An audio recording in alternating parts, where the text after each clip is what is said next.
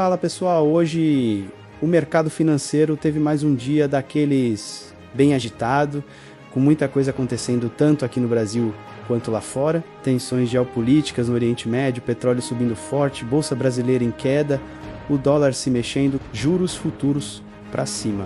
Ufa, é bastante coisa e tudo isso, claro, mexe diretamente com os nossos investimentos, seja em ações, fundos imobiliários ou renda fixa. No vídeo de hoje, a gente vai dissecar com calma tudo o que está acontecendo. Vamos entender por que o Ibovespa teve uma das piores semanas dos últimos anos, o que está rolando com o dólar e com os juros por aqui.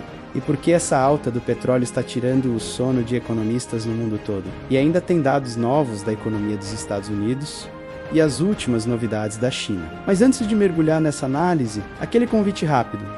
Se você gosta de entender a economia e como ela impacta seus investimentos, já deixa o seu like aqui no vídeo. Ajuda demais o YouTube a levar esse conteúdo para mais gente. E se você ainda não é inscrito no Rei das Finanças 7, se inscreve agora e ativa o sininho para não perder nada. Aqui a gente está sempre de olho na bolsa, em fundos imobiliários e nas melhores estratégias para você. Agora sim, bora entender por que os mercados estão tão voláteis. Um dos principais motivos é o aumento da tensão lá no Oriente Médio, envolvendo o Irã. Sempre que essa região, que é crucial para a economia global, fica instável, o mercado reage na hora. O risco de atrapalhar o comércio, a produção e principalmente o fornecimento de energia acende um alerta geral. O Oriente Médio é o coração da produção de petróleo mundial. Qualquer ameaça ali faz o preço disparar.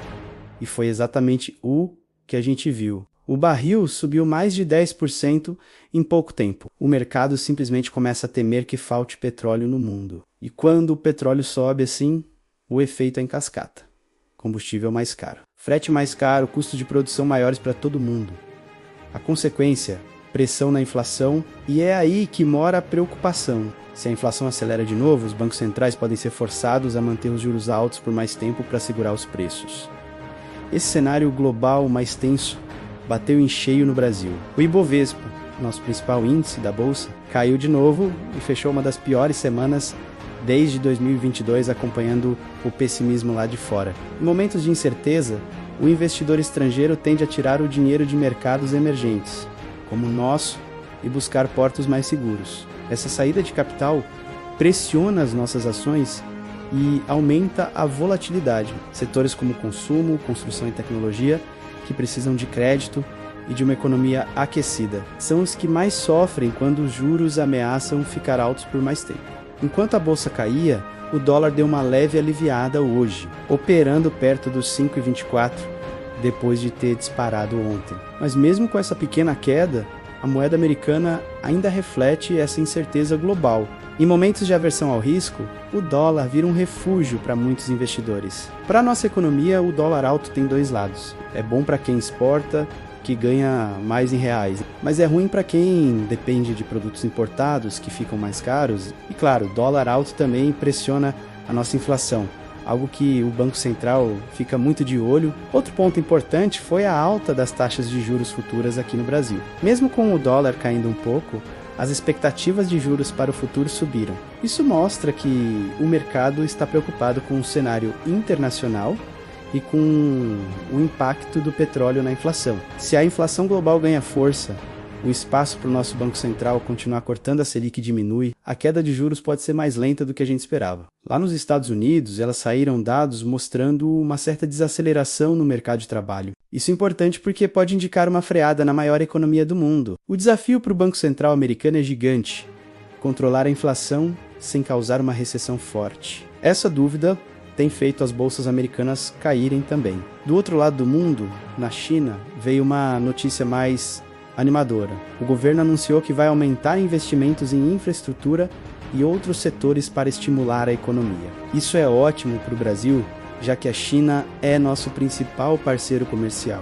Uma economia chinesa mais forte significa mais demanda por minério de ferro, soja e petróleo, o que ajuda nossas empresas exportadoras.